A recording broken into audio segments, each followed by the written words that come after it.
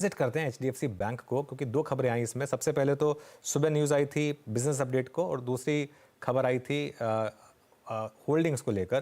पहले होल्डिंग्स वाली news discuss कर लेते हैं, क्योंकि ये अभी की न्यूज़ है, लेटेस्ट है। यतिन के साथ रिविजिट करते हैं इसको। यतिन, हम वेट कर रहे थे इस न्यूज़ का कि कब आएगी, और एक बार जरा हमारे व्यूअर्स को प्लीज़ एक्सप्लेन करिए पूरी इस न्यूज़ की इंपॉर्टेंस। तो देखिए, जहाँ तक कि एमएससीआई के लेटेस्ट रिव्यू का सवाल है, बात ब्रोकरेजेस ये कर रहे थे कि 4 से 4.5 परसेंटेज पॉइंट्स अगर एफआई की होल्डिंग एचडीएफसी बैंक में कम हो जाती है तो एमएससीआई का जो एफआई हेडरूम है वो बढ़ जाता है, जिसके कारण जो फ्री फ्लोट फैक्टर है जो अभी 0.5 के आसपास है वो 1 हो जाएगा, जिसके कारण 2 से 3 बिलियन डॉलर्स की, डिपेंडिंग आपका कैसा कैलकुलेशन है, उतने इनफ्लोज एक्सपेक्टेड थे।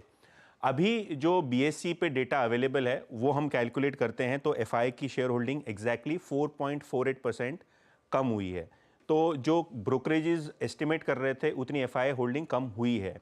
लेकिन अगर हम एडीआर की बात कर लें या वोटिंग राइट्स की बात कर लें, जो एफआई की जो लिमिट यूटिलाइजेशन है वो 55.54 दिखा रही है, जो एक्चुअली में होनी चाहिए थी 55.5।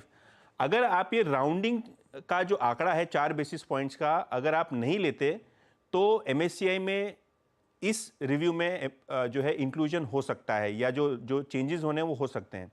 अभी ब्रोकरेजेस में कंफ्यूजन है, हम लोगों में भी कंफ्यूजन है कि ये 4 बेसिस पॉइंट्स का जो डिफरेंस आ रहा है एक्सचेंज की फाइलिंग में वो किस हिसाब से आ रहा है।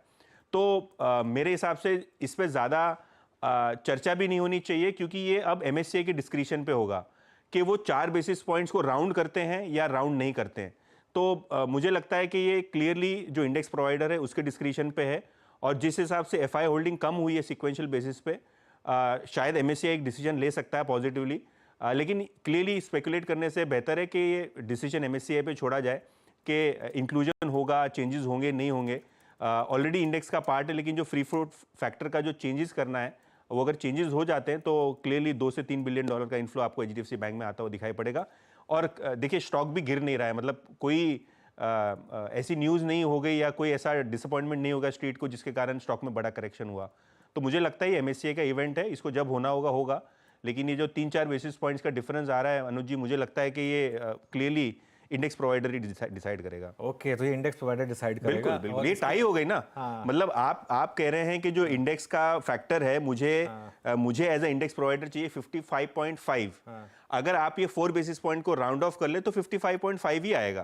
तो मुझे लगता है ये एकदम मतलब वो कहे ना, ये टच एंड गो वाला वो जब मुझे लगता है रन आउट होता है ना तो क्रीज पे है बैट, तो अभी अंपायर डिसाइड करेगा कि आउट देना नॉट। फोटो फिनिश जो होता है ना एक एथलेटिक्स में, वो है बेसिकली। इसी वजह से थोड़ी कंफ्यूजन भी हुई थी, जो वो स्टॉक थोड़ा सा नीचे आया था। लेकिन यतिन, सुबह अपडेट भी अच्छे आए थे, इसके अपडेट भी अच्छे आए थे, बिल्कुल आए थे। देखिए, सबसे बड़ा जो कंसर्न था एचडीएफसी बैंक का पिछले क्वार्टर वो था डिपॉजिट ग्रोथ का। क्लियरली सिक्वेंशियल बेसिस पे आप अगर देखें तो अच्छी डिपॉजिट ग्रोथ आती हुई नजर पड़ी है सिक्वेंशियल बेसिस पे, और जो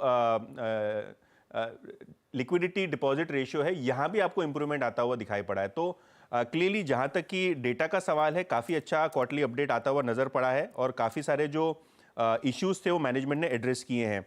जहाँ तक कि डिपॉजिट ग्रोथ का सवाल है, 7.5% की ग्रोथ, एडवांसेस ग्रोथ लगभग 2% की हुई है सिक्वेंशियल बेसिस पे। और अगर हम रिटेल एडवांसेस की बात करें तो यहाँ एक स्मार्ट 4% का सिक्वेंशियल ग्रोथ आया है, और कमर्शियल और रूरल बैंकिंग में भी लगभग 4% का ग्रोथ सिक्वेंशियल बेसिस पे आता हुआ नजर पड़ा है।